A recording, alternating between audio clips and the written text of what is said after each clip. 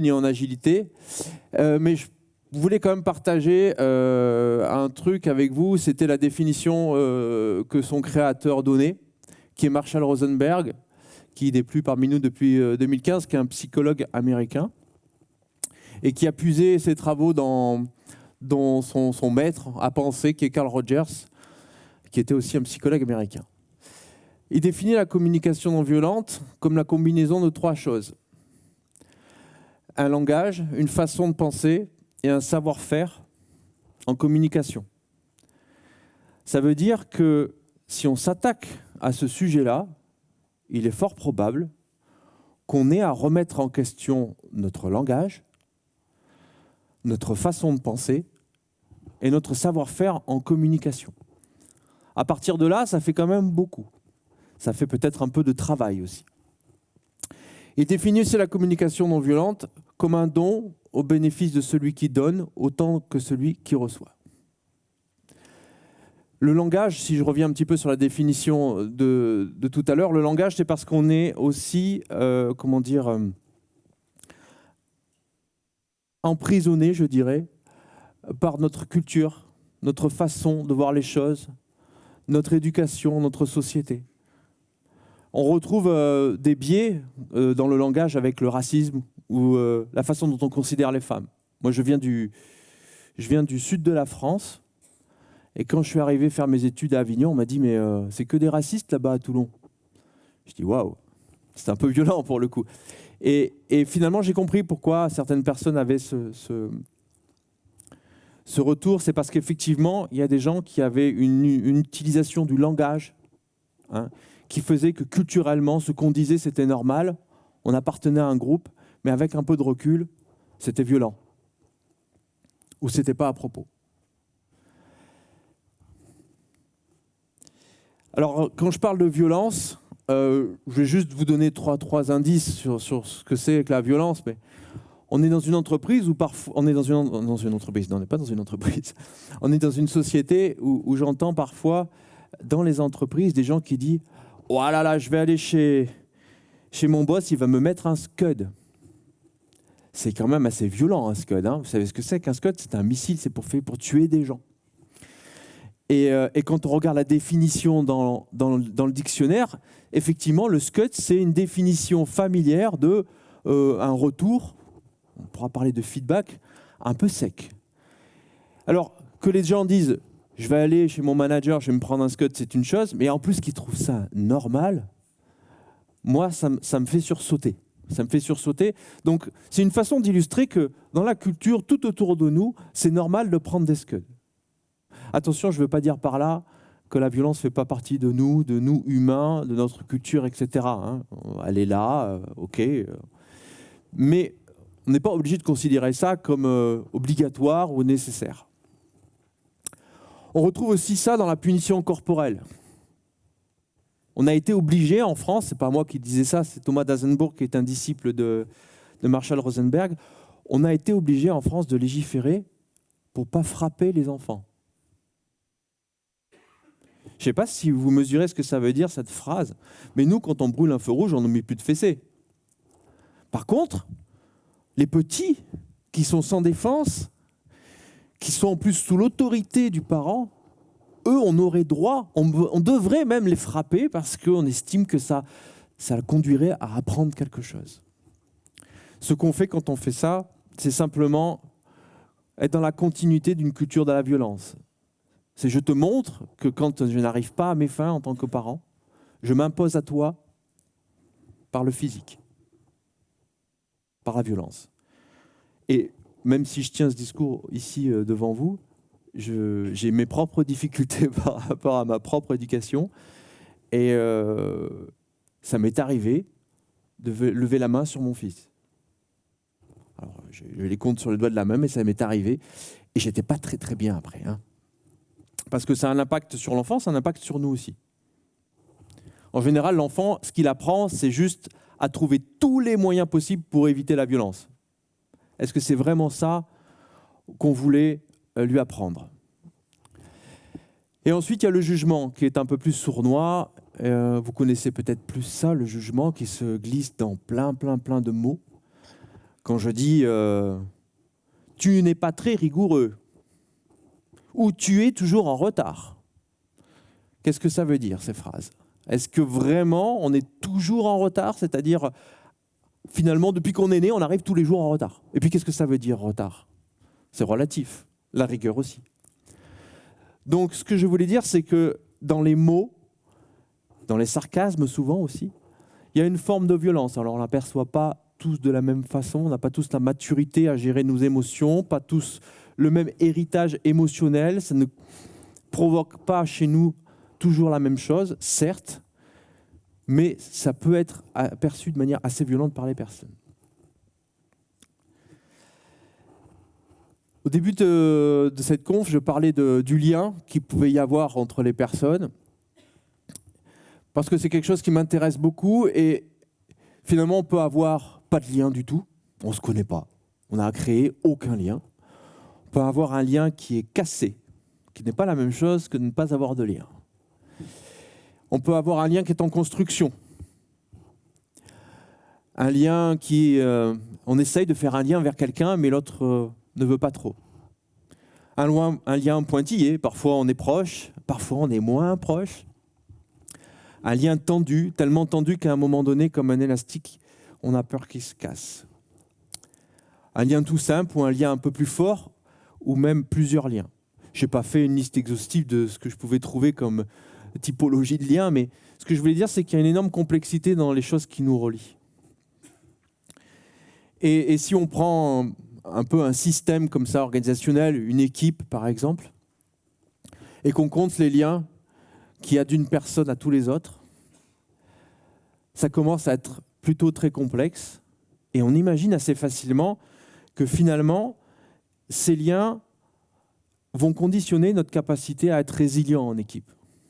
S'ils sont riches, s'ils sont souples, allez, j'ose dire agiles, peut-être qu'on aura plus de capacité à se mouvoir en tant qu'équipe. Je ne dis pas que c'est la seule composante, les humains d'un système, mais j'imagine assez mal une équipe qui collabore peu, qui crée peu de liens, au moins professionnels entre eux, et qui arrive à s'adapter facilement. Donc voilà pourquoi je m'interroge sur ces liens et sur comment en fait on peut arriver à renforcer ces liens ou à les créer. Pour finir sur la CNV, après je vais vous raconter simplement des histoires que j'ai vécues. Mais pour qu'on ait tous à peu près le même niveau de compréhension de ce que c'est. C'est souvent décrit comme ça à peu près, avec un espèce de pattern qui pourrait s'écrire si on se suffit à l'acronyme OSBD. Une observation, c'est-à-dire qu'on va d'abord, quand on s'exprime vers la personne, partager un fait observable. Tu es toujours en retard, c'est pas la même chose que de dire tu es arrivé à 11h30. Il y en a un qui porte un jugement, l'autre qui n'en porte pas, l'autre qui est juste factuel. C'est très important le partageable. Et on évite donc les évaluations. Tu es toujours, c'est une évaluation. Toujours, ça veut dire que... Ensuite, il y a le fait de pouvoir exprimer un sentiment. Sentiment, ce qui est important, c'est le degré de bien-être. Et ça, au niveau vocabulaire, ce que je rencontre autour de moi, c'est une certaine pauvreté. On sait dire « ouais, je suis en colère ». Non, mais t'es en colère comment? T'es en colère juste un peu, genre c'est de l'agacement par exemple, ou t'es en colère beaucoup? T'es furieux. C'est pareil pour la peur. La peur, on peut être terrifié, par exemple. On développe assez peu finalement ce vocabulaire et on est assez peu habitué à communiquer nos sentiments et à communiquer nos sentiments avec de la nuance. Ça fait partie de l'apprentissage qu'il y a autour de cette communication non violente, de la communication du savoir-faire. On évite donc justement les mots qui sont un peu vagues et les termes qui interprètent les actes d'autrui. On parle de soi. C'est bien d'utiliser le « je ». C'est pas « on », c'est pas « il », c'est pas « tu », c'est « je ».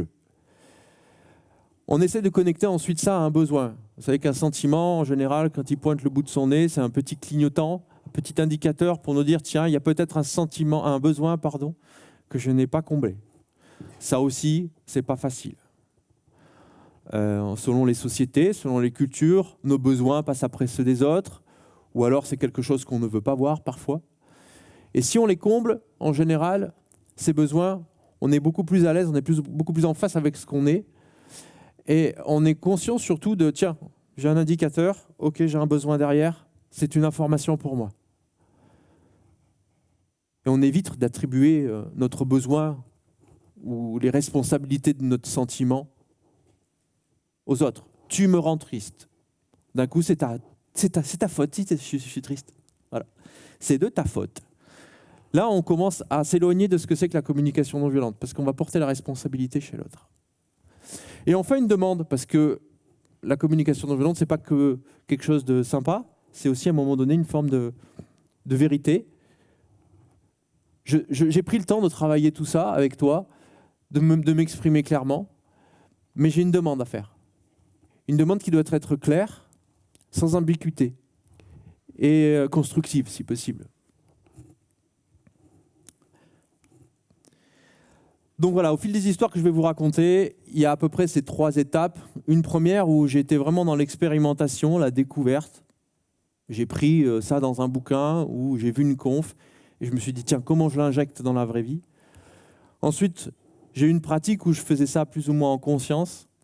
Et puis après, je me suis amusé à la partager, à essayer de voir comment, dans mon quotidien de coach agile, je pouvais l'appliquer au niveau professionnel.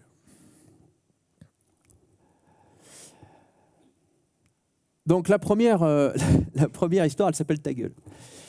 Et il y a des titres d'histoires qui sont sympas. J'étais dans une petite entreprise, je venais d'arriver, et il y avait un ensemble de personnes qui étaient en train de discuter d'un sujet que je ne connaissais pas trop, et j'avais envie de me sociabiliser, donc je me suis rapproché d'eux. J'ai dû glisser un mot ou deux pour essayer de participer à la conversation. Il y a quelqu'un qui m'a regardé, qui me fait « Ta gueule !» avec un petit sourire quand même, hein.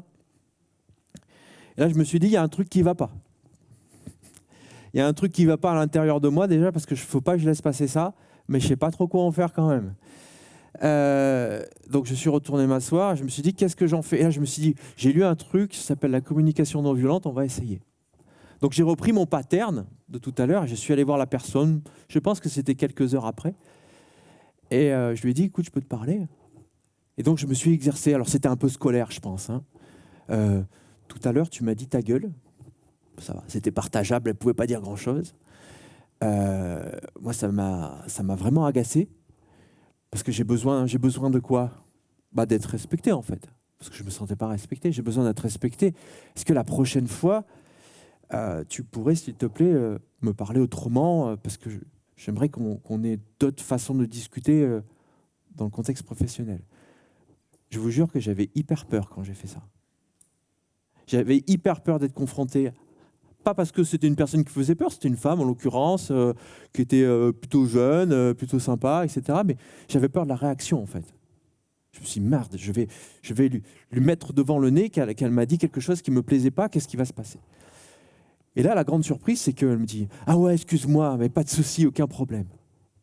Je ferai gaffe la prochaine fois. Waouh!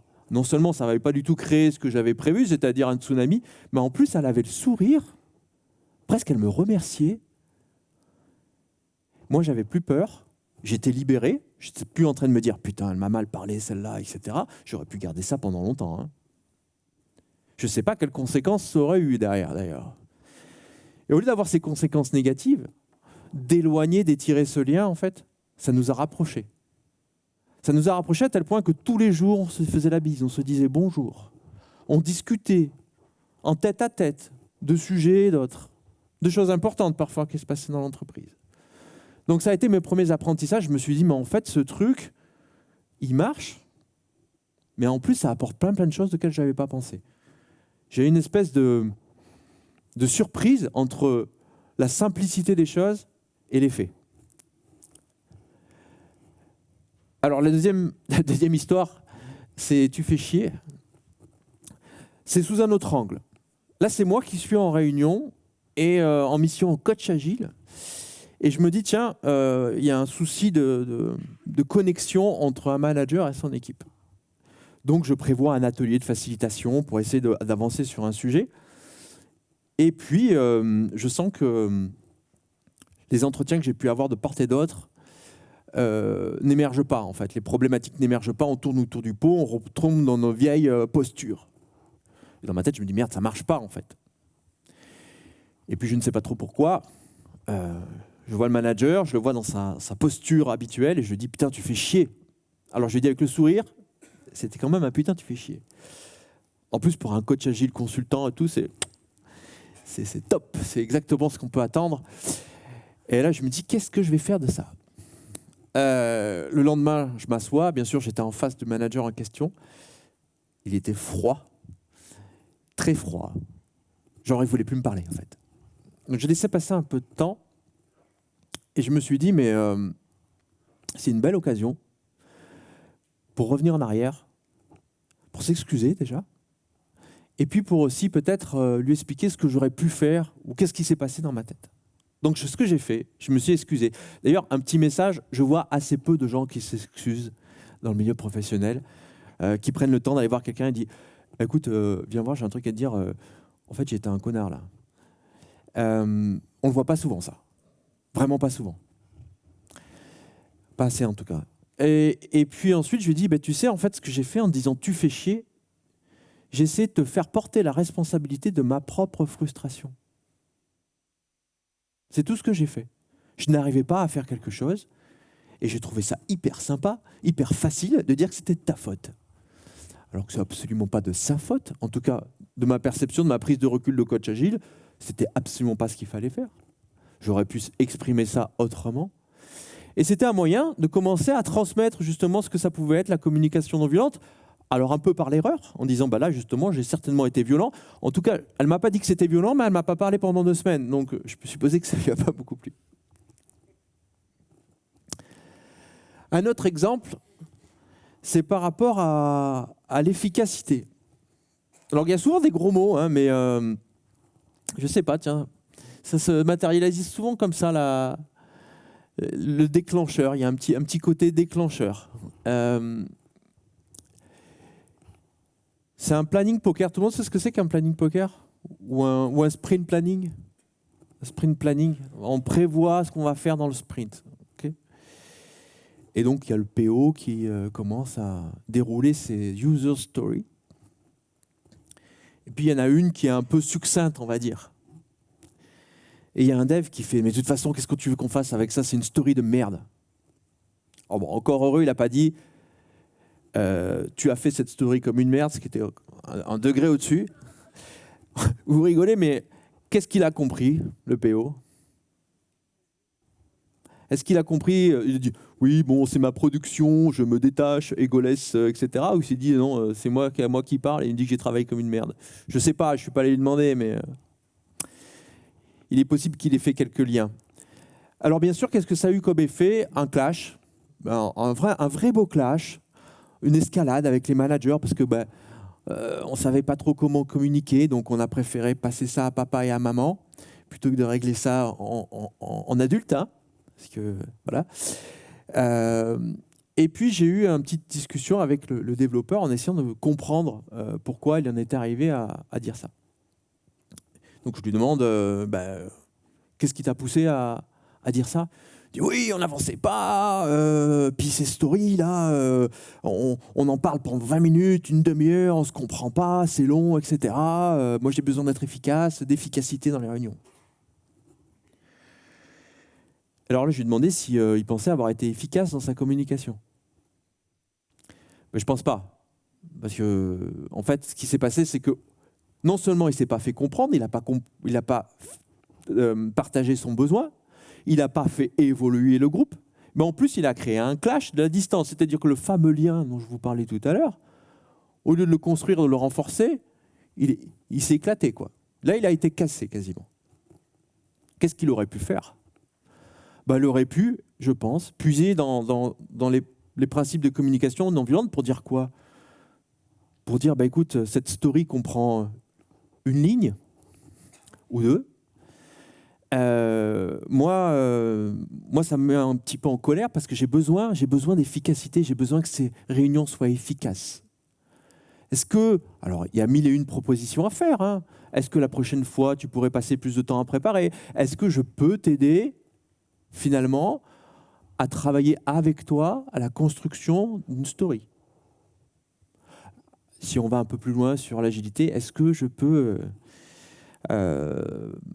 travailler sur une definition of ready, par exemple, pour éviter qu'on se pose la question de si la story est prête ou pas le jour du planning poker? On n'a pas parlé là pour parler de ça, mais il y a plusieurs possibilités, hein. Il n'y a pas qu'une seule version de l'expression de quelque chose qui ne va pas.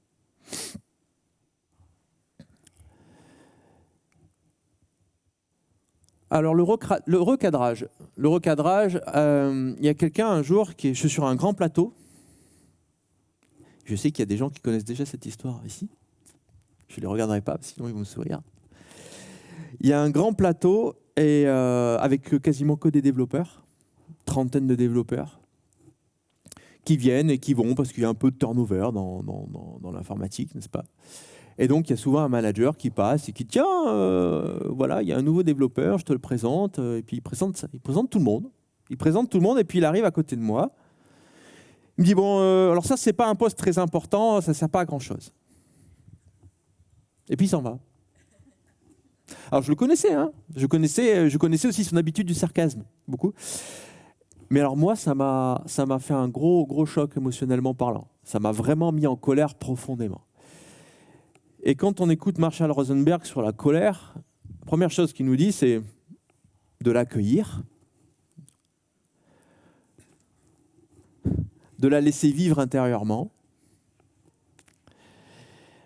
Il raconte que quand il discutait avec quelqu'un dans un taxi qui proférait des propos antisémites, il avait tellement des élans de violence qui s'imaginaient l'attraper, lui découper la tête, enfin quelque chose de hyper violent. Et au lieu de s'énerver, il faut laisser vivre ça, cette espèce de tumulte dans son esprit. Alors, je pense qu'il faut une certaine sagesse, parce que parfois, j'ai d'autres exemples où j'ai pas réussi à faire ça. Mais là, je ne sais pas pourquoi, j'ai senti cette colère, je l'ai laissée exploser à l'intérieur de moi, mais je me suis dit qu'il fallait que je fasse quelque chose quand même. Et j'ai pas trop attendu. J'étais dans la deuxième phase tout à l'heure, je vous dis au début j'ai découvert, là j'étais moins dans la découverte. Je savais une chose, c'est que quand on laisse passer du temps entre le moment où on a reçu quelque chose un petit peu émotionnel et qu'on a besoin de s'exprimer, et puis le moment où éventuellement on va vers la personne, bah plus le temps passe, moins on a envie de le faire en fait. Par contre, ça demande beaucoup de courage.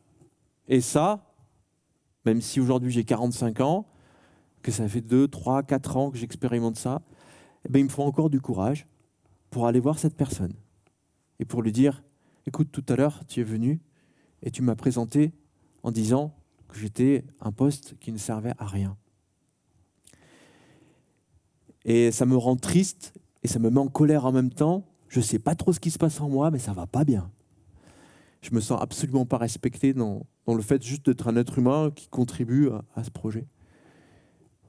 Est-ce que la prochaine fois, tu pourrais éviter ce genre de propos en disant simplement, bah voilà, tiens, ça c'est Olivier, même si ça t'emmerde de dire que je suis un coach agile, à la limite c'est pas très grave, mais pas ça quoi. Et là j'avais peur aussi. C'était quelqu'un qui était assez, comment dire, on appelle ça un travail humain en process com, je sais pas si ça vous parle. Voilà, quelqu'un qui est très logique, très responsable. Tout ce qui est émotionnel, c'est pas ce qu'il met en avant. Je ne veux pas dire que c'est quelqu'un de mauvais, etc. Hein. Mais son profil, c'est pas un empathique né, quoi, on va dire. Et donc je m'attendais à une deuxième salve de scud, quoi, justement. Et en fait, pas du tout. Pas du tout. Il m'a dit ouais, je suis désolé, Olivier, avec un sourire. Je suis désolé. Et son collègue qui était en face, avec qui j'avais discuté CNV, me fait ah ben en plus c'est un super exemple de communication non violente. Et là, pareil, contre toute attente, cette personne que j'avais déjà dans le collimateur, hein, c'est-à-dire que tous les matins, je me levais et je voyais qu'il avait ses sarcasmes et je m'asseyais. Il y a des gens comme ça, des fois, dans les bureaux, ils sont sous surveillance. Alors, je suis peut-être un peu hypersensible, j'en sais rien, mais il y en a, quand je les identifie, je me dis, celui-là, je fais attention à ce qu'il va faire, à ce qu'il va dire, parce que je ne fais pas confiance, en fait. Je me méfie. Et lui était dans cette catégorie-là. Et il est fort probable que si j'avais continué avec cette graine-là qui était en train de pousser au fond de moi, avec cet événement-là, ça aurait été une catastrophe. Je n'aurais pas raté un moment pour, à un moment donné, peut-être lui faire un croche-patte ou peut-être être violent avec lui, je n'en sais rien. Et bien, ce qui s'est passé, c'est qu'on est allé manger ensemble. Après, on a construit une relation. Et ça a été vraiment hyper surprenant parce qu'on est passé de il y a peu de liens, l'élastique se tend, cette personne, je ne veux plus la voir, elle est toxique pour moi, à tout l'inverse, en quelques secondes. En quelques secondes, en plus, en partant de quelque chose qui m'avait fait mal.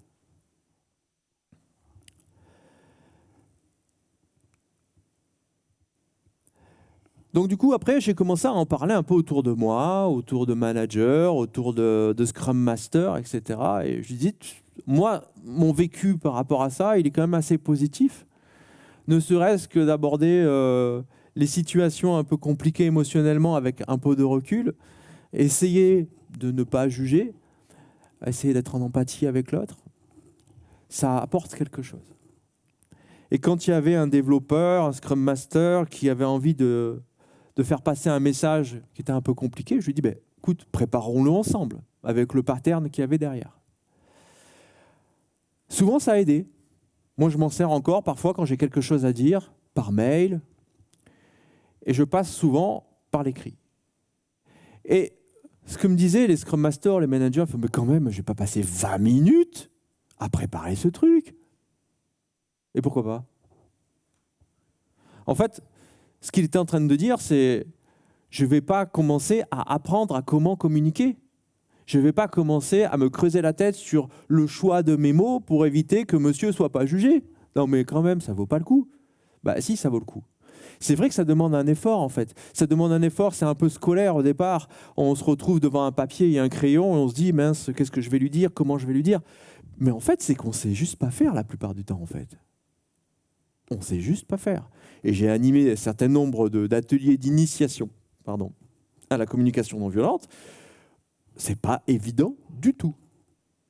C'est pas évident du tout d'exprimer un besoin, d'exprimer son sentiment, de le nuancer, de travailler sur un fait partageable et de faire une vraie demande.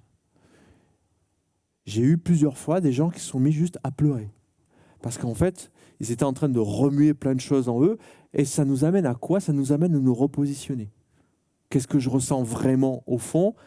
Quel est mon problème au fond ? Etc. Quel est mon besoin ? Merci JF. Donc on peut s'en servir aussi de manière plus générale pour faire un feedback. Alors je sais qu'il y a une conf sur le feedback. C'est une notion hyper intéressante et hyper importante dans l'agilité à tous les niveaux. C'est pas nouveau, le feedback, c'est quelque chose qui existe déjà depuis longtemps, notamment dans la biologie. Et moi, je m'en suis servi pour une formation. Il y avait une formatrice un jour qui me fait une formation. J'avais trouvé ça chiant à mourir. Voilà, chiant à mourir. La personne faisait des discours qui tournaient en rond. Il n'y avait pas d'interactivité. Moi, j'avais souffert. Et je me suis dit, comment je peux lui dire ça sans la vexer ? Je ne voulais pas la vexer, je ne voulais pas lui faire de mal. Mais quand même, je trouvais ça intéressant qu'elle ait un retour, qu'elle ait un feedback. Feedback, ça veut dire nourrir en retour. Donc, a priori, c'est pas envoyer un scud. Mais là, c'est pareil, j'ai pris le temps de préparer un mail et j'ai dû mettre bien 20 minutes à écrire ce mail. Et après, je pense que ça vaut le coup vraiment de prendre ce temps-là au début. C'est de moins en moins long, en fait, tout simplement. Mais j'ai pris le temps d'écrire ce mail et il a été plutôt bien accueilli. Il a été constructif. C'est-à-dire qu'après, elle m'a fait « Ah oui, peut-être, ok, d'accord, mais qu'est-ce que tu proposes d'autre ? Est-ce que tu peux m'envoyer des idées, etc. » Ça peut donner lieu à une nouvelle collaboration, le fait de créer quelque chose.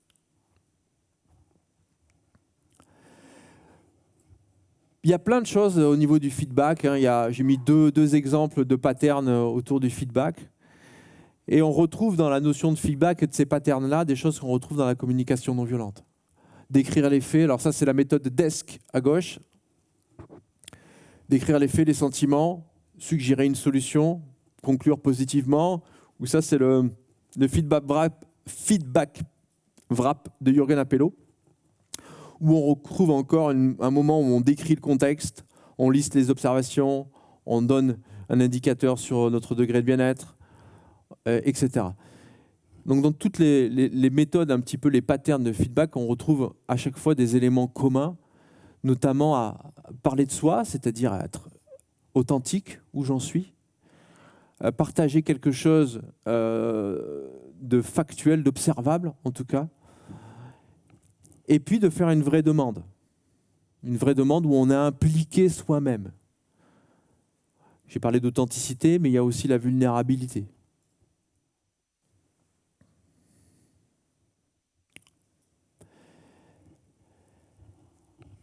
Si je fais un petit bilan de mes apprentissages, je trouve que la communication non violente, c'est un moyen de prendre soin de soi. Parce que quand on va s'exprimer, on va se libérer de quelque chose, on ne le garde pas comme une petite graine qui va pourrir et qui va pourrir à la relation que j'ai avec quelqu'un. Donc on se libère. Donc on prend soin de soi. On prend soin de l'autre aussi. C'est-à-dire qu'on évite qu'il prenne des scuds. On évite qu'il soit soumis à notre colère ou à notre propre violence. Et puis on prend soin surtout de notre relation. On la fait grandir, ou on la crée, ou on la renforce. Donc j'ai appris qu'il fallait dépasser ses croyances et qu'à chaque fois qu'on allait un petit peu au-delà de sa zone de confort, qu'on allait dépasser ses propres peurs de s'adresser à quelqu'un pour lui dire des choses authentiques, ça avait plein de vertus, notamment la vertu de ne plus d'avoir un petit peu moins peur la prochaine fois. Donc c'est le premier pas qui coûte, j'ai envie de dire. Arrêtons de croire qu'il va se passer plein de trucs. On a beaucoup de peurs qui sont irréalistes. Je crois qu'il y a une quantité de peurs qui est bien plus supérieure à 50% qui sont irréalistes, c'est-à-dire qu'elles n'existent pas. Ah mais j'ai peur qu'ils me disent ça, mais j'ai peur de perdre mon job, j'ai peur de me faire une répute. Voilà. Bon. Tout ça, il faut arriver à le dépasser et à prendre son courage à deux mains pour aller simplement parler. Et parler en se disant que avec ce pattern de communication non violente, enfin en tout cas c'est ce que je me dis moi, on est protégé. On est protégé. Si on fait les choses bien, il n'y a rien dans le discours qui va faire que la personne va pouvoir prendre un mot ou un autre et s'en servir contre moi. Moi ça ne m'est jamais arrivé en tout cas. Donc faire vivre, créer un lien, j'en ai déjà parlé, c'est un outil qui est puissant par rapport à finalement le petit pattern que je vous ai présenté et les effets que ça a sur nous et sur les autres, c'est quelque chose de très puissant. C'est surprenant. C'est vraiment surprenant. On se libère des poids. Et je sais que maintenant, il ne faut pas trop attendre. Si vous allez essayer de revenir sur quelque chose 3 mois après, ça ne marche pas très bien. Parce que vous l'avez vécu de manière forte, émotionnellement parlant, peut-être que la personne s'est passée comme ça. C'était un détail dans sa vie. Il ne va pas savoir du tout de quoi vous lui parlez. Et vous allez le voir bien chargé émotionnellement 3 mois après. On lui dit, tu te rappelles là, machin? De quoi tu parles? De quoi qui s'est passé? Ah, c'est ça! Donc c'est moins efficace en fait. C'est beaucoup moins efficace. Et souvent, ce qui se passe, c'est qu'on ne le fait finalement pas en fait. Être courageux, on l'a déjà dit. Expérimenter, s'investir. S'investir, ça veut dire quoi? Ça veut dire peut-être se former. Moi, je ne l'ai pas fait, mais demain, s'il y a une formation qui se présente à moi, je la ferai volontiers. S'investir, oui, il faut y passer un peu de temps à préparer ses mails, mais il faut surtout saisir les occasions, en fait. Dès qu'il y a quelque chose qui vous gratte et qu'à un moment donné, il y a un feedback à faire ou quelque chose que vous voulez exprimer, sautez sur l'occasion pour dire c'est mon moment où je vais me dépasser, où je vais dépasser mes peurs et je vais dire tiens, est-ce que tu as 5 minutes? On peut parler? J'ai un truc à te dire. Vous allez peut-être avoir la peur de paraître un peu bébête. Alors attends, d'abord le fait. Alors voilà, c'est peut-être un peu scolaire au départ, mais je pense qu'il faut mieux que ça soit un peu scolaire au départ qu'à l'intérieur de vous, enfoui pendant des mois. Donc passer par l'écrit, c'est un bon moyen. Même si vous n'allez pas jusqu'au bout, passer par l'écrit pour au moins commencer à exprimer cette chose qui gratte, même si elle ne va pas jusqu'à l'exprimer à la personne, c'est un premier pas. Moi, ça m'est arrivé plusieurs fois de passer par l'écrit sans aller plus loin, mais c'était déjà pas mal. Et puis répéter. Répéter pour que ça devienne plutôt naturel. C'est sûr qu'au début, il y a ce pattern, mais si vous faites juste un des 4 éléments, c'est déjà pas mal. Au moins, on est d'accord sur ce qui s'est passé de manière observable. Au moins, j'ai pu exprimer que j'étais en colère ou que j'étais juste agacé. Au moins, j'ai pu exprimer que j'avais besoin de respect.